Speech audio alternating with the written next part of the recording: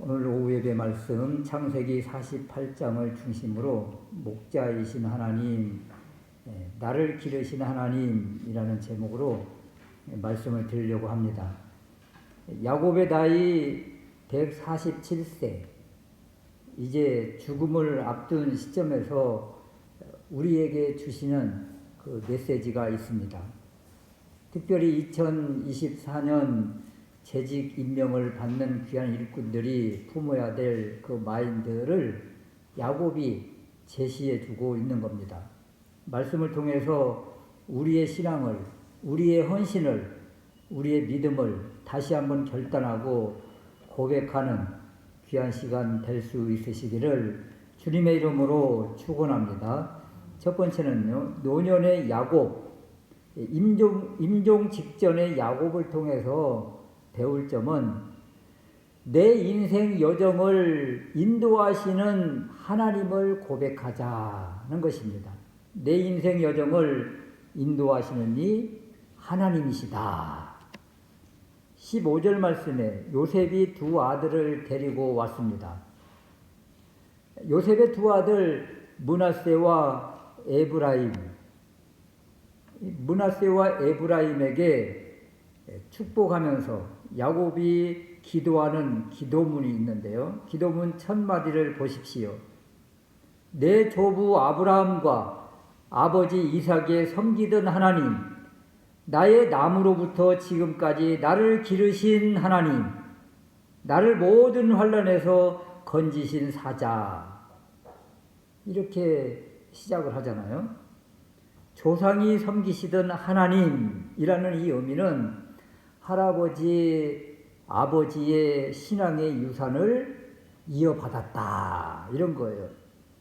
내가 나된 것은 주님의 은혜지만 특별히 하나님과 동행하는 믿음의 가문에 태어나게 하신 것, 그리고 그 신앙의 유산을 이어받아 여기까지 오게 하신 것 감사합니다, 이런 거예요. 이것처럼 큰 복이 없는 겁니다. 저는 믿음의 신앙 지금 1대잖아요. 저부터 시작을 하잖아요. 그러다 보니까 신앙생활이 힘들고 어렵고 가시밭길입니다. 그러나 믿음의 가문에 있는 동기들을 보면 3대, 4대, 5대까지 있는 분 봤어요. 일제시대 때부터 믿은 가정도 봤습니다. 부모님, 조부님이 믿는 그 믿음의 가문이 있다. 이런 분들 보면 그냥 열심히 안 사는 것 같아요. 그런데도 일이 막 술술 풀리고 하는 일들이 잘 되고 그래요. 우리 교단에서도 보면 그 믿음의 가문을 이렇게 이어가는 가정들 보면 뭐 선조 때, 아버지 때 그렇게 개척교회 하면서 힘든 분들이 그 자녀 때에서 이렇게 활짝 목회에 꽃을 피우는 가정들을 많이 보고, 그 믿음의 신앙에 이렇게 계대가 있는 분들 가정에서 걸출한 인물들이 이렇게 많이 나타나는 것들을 바라봐요. 그런 것들이 바로 믿음의 가문에 주신 하나님의 복입니다. 그래서 지금 믿음의 가문의 그 시작이라면 믿음의 개척자로서의 사명을 잘 감당해서 자녀들에게 이 믿음의 유산을 물려줘야 되겠다. 또 믿음의 유산을 이어받은 가정들은 이것이 정말 하나님이 주신 복인 줄 알고 감사하면서 더 믿음 안에 있으려고 몸부림쳐야 되겠다. 조상들이 믿었던 그 믿음, 그 신앙 이어받겠다고 몸부림치고 힘써야 되겠다, 이런 거죠. 또 야곱이 고백하는 그 하나님이 있는데, 나의 남으로부터 지금까지 나를 기르신 하나님, 나를 기르신 하나님, 이런 말을 해요. 목자의 이미지지요. 그래서 이 모습을 보면 야곱의 노년의 마지막 부분에 야곱이 고백하는 이런 모습들을 보면 시편 24편, 23편이 그대로 연상되는 거예요. 여호와는 나의 목자시니 내게 부족함이 없으리로다. 이 목자이신 하나님이 야곱의 인생 그 모든 삶에서 목자가 되어 주셨다. 16절 말씀에 나를 모든 환난에서 건지신 사자께서, 이 고백은 시편 23편 4절 말씀처럼 내가 사망의 음침한 골짜기로 다닐지라도 해를 두려워하지 않을 것은 주께서 나와 함께 하심이라. 주의 지팡이와 막대기가 나를 안위하시나이다. 이 모습이잖아요. 나를 모든 환난에서 건지신 사자. 이 의미는 시편 23편의 4절과 너무 흡사해요. 또 시편 23편 6절 말씀에는 내 평생의 선하심과 인자하심이 반드시 나를 따르리니 내가 여호와의 집에 영원히 살리로다. 여기에 내 평생이라는 말이 나오잖아요. 내 평생. 나의 남으로부터 지금까지잖아요. 야곱이 고백하는 나의 남으로부터 지금까지, 태어날 때부터 지금까지. 또 시편 23편 6절에서는 내 평생에, 똑같은 이미지예요.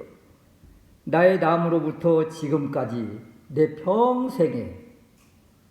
자격이 없음에도 불구하고 하나님께서 여기까지 인도하셨습니다. 길러주셨습니다. 부족함이 없이, 두려움이 없이 하나님이 인도하셨다고 고백하는 야곱의 이 모습을 통해서 우리도 목자이신 주님 붙잡고 목자이신 주님의 인도하심에 순응하면서 따르면 이런 은혜가 있다는 거예요. 그리고 우리 인생 끝나는 마지막 시점에 우리도 나의 남으로부터 지금까지 인도하신, 길러주신 하나님, 내 평생의 선하심과 인자하심이 정녕 나를 따라왔으니, 이렇게 고백할 수 있다는 것입니다.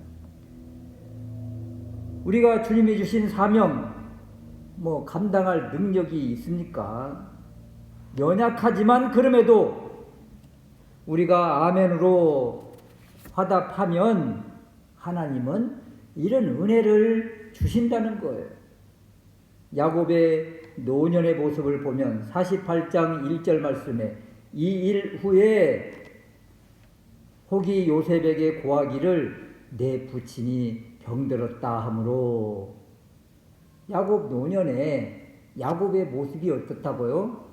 병이 들었다고 그러잖아요.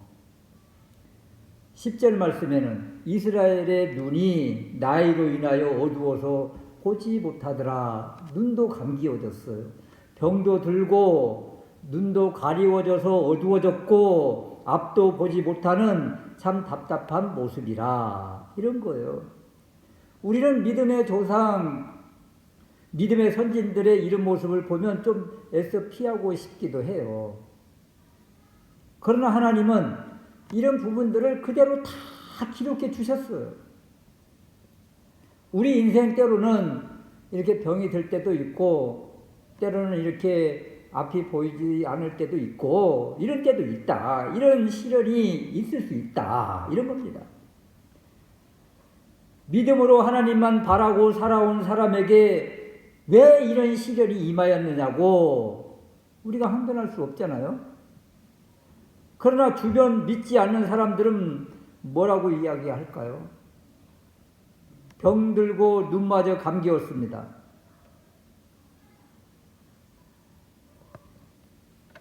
사실 성경의 마지막 모습들, 사람들의 이 믿음의 선진들의 모습들을 바라보면 육신의 모습인데요. 다윗도 노년에 몸이 차가워서 애를 먹었잖아요.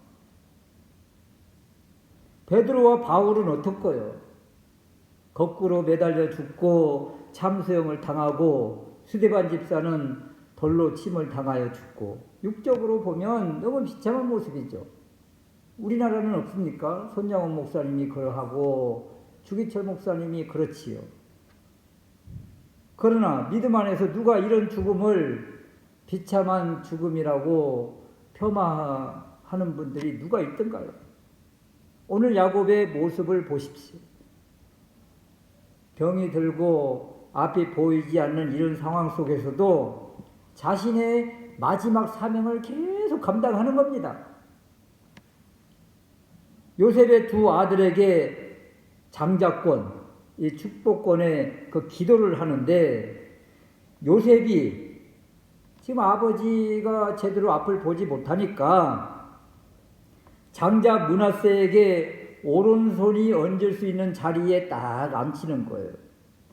차자 에브라임에게는 아버지가 이렇게 손을 들어서 축복을 할 때 왼손이 닿을 수 있도록 자리 배치를 하는 거예요.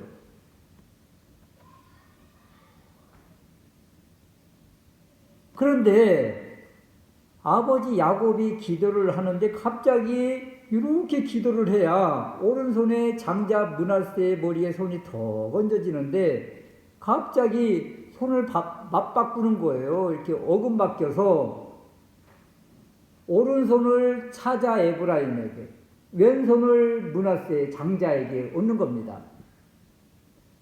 이 모습을 보는 그 요셉이 마음이 좀 불편해요. 좋지 않게 여기 보이는 거예요. 그래서 손을 이렇게 어금바뀌어서 기도하는 이 손을 들어서 오른손을 장자 손에 얹게끔, 므낫세의 머리에 얹게끔 이렇게 들어서 옮겨주려고 하는데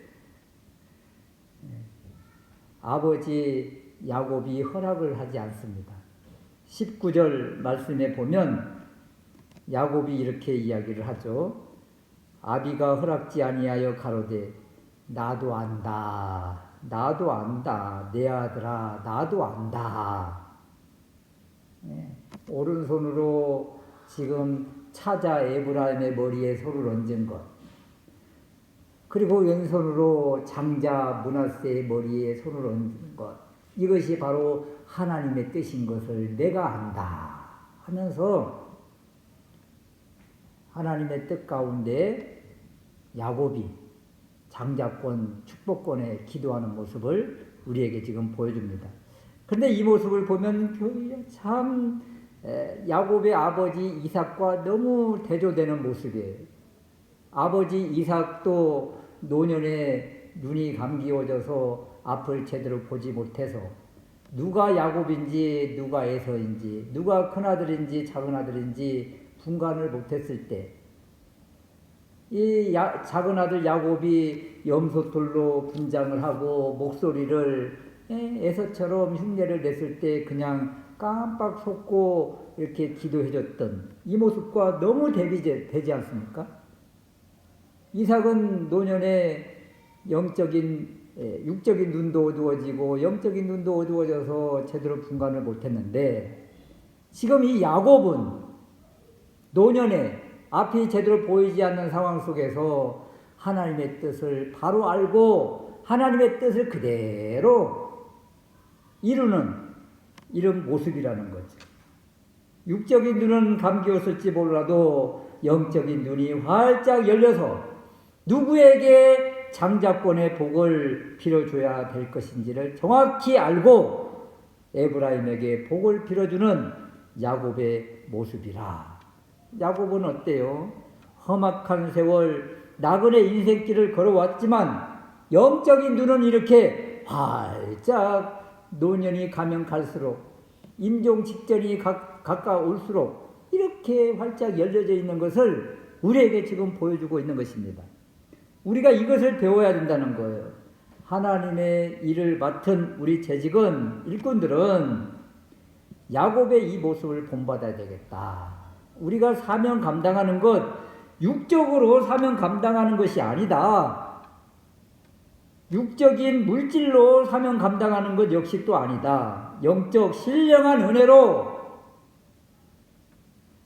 하나님이 주신 직분 감당하는 것이다. 이런 것입니다. 이렇게 감당한 그 일을 하나님은 받으시고 기뻐하신다는 것을 기억하시고 영적인 잠을 자지 않고 늘 깨어서 기도하고 말씀에 창념하는 우리 직분자, 우리 모두가 될 수 있으시기를 주님의 이름으로 축원합니다. 두 번째, 요셉을 통해서 직분을 받은 일꾼이 품어야 될 그 마인드가 있는데 그것은 영적인 아들을 주님께 인도하는 것이라 이런 것입니다. 요셉이 아버지 임종을 앞두고 급히 두 아들 므낫세와 에브라임을 아버지 야곱에게 데리고 옵니다. 9절 말씀에 요셉이 그 아비에게 고하되 이는 하나님이 여기서 내게 주신 아들들입니다. 아비가 가로되 그들을 이끌어 내 앞으로 나오게 해라. 내가 그들에게 축복하리라. 그러지 않습니까? 요셉이 두 아들을 아버지 야곱에게 데리고 옴으로 인해서 이들에게 축복이 임한 겁니다. 축복의 은혜가 임하게 된 거예요. 이처럼 요셉이 두 아들을 데리고 온 것처럼 우리 역시 세상에 있는 죽어가는 영혼을 주님께로 인도하는 이 일을 감당해야 할 책임, 사명이 우리에게 있다. 이런 것입니다. 그 우리가 바로 이들에게 복을 나누어주는 축복의 통로요, 유통자요, 도구인 것을 우리가 그들에게 증거하는 것이고, 우리가 한 영혼 한 영혼을 주께 인도할 때 그들이 생명을 얻고 하나님이 예비하신 신령한 복을 받는 것인데 이 일에 우리가 쓰임받는 도구가 되어야 되겠다. 이런 일을 하라고 하나님께서 우리에게 사명을 주시고 직분을 주신다는 것입니다. 올 한 해 요셉처럼 영적인 믿음의 자녀들을 주께 인도하여 많은 이들이 하나님의 풍성한 복, 은혜를 경험케 하는 하나님의 일꾼들, 또 하나님의 도구, 직분자들 다 될 수 있으시기를 주님의 이름으로 축원합니다.